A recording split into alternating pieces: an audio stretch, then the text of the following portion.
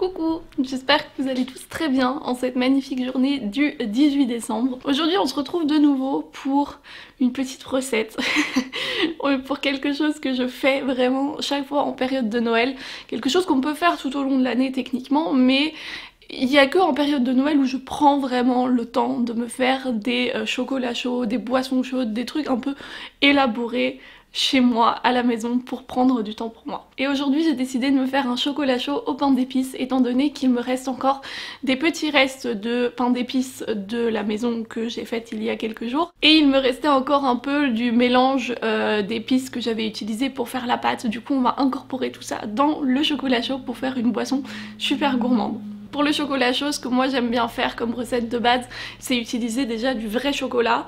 J'utilise aussi un peu de cacao en poudre, mais je n'utilise pas que du cacao en poudre parce que sinon je trouve que c'est trop...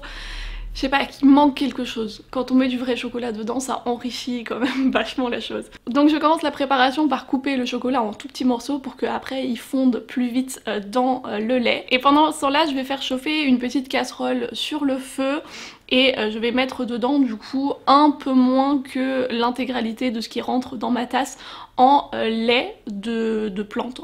Je vais prendre ici du lait d'avoine, et d'ailleurs je prends pas du lait d'avoine normal mais je prends du lait d'avoine enrichi.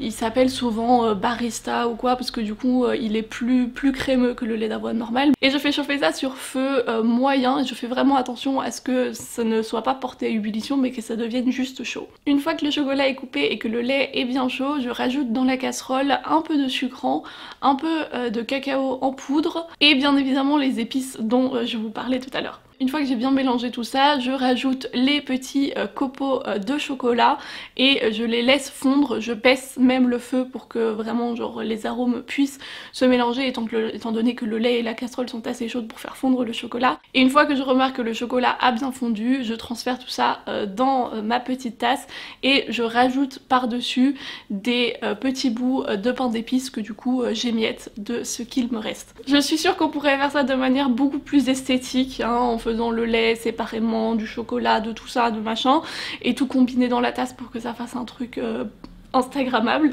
mais le goût est exactement le même. Et là maintenant ce que je peux faire c'est me mettre sur mon canapé avec un bon petit film de Noël.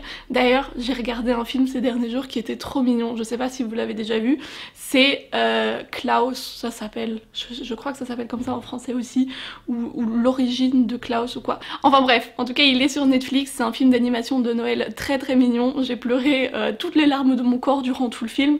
Je sais pas si c'est parce que c'était le film qui était mignon ou parce que c'est mes hormones de femme enceinte qui faisaient n'importe quoi.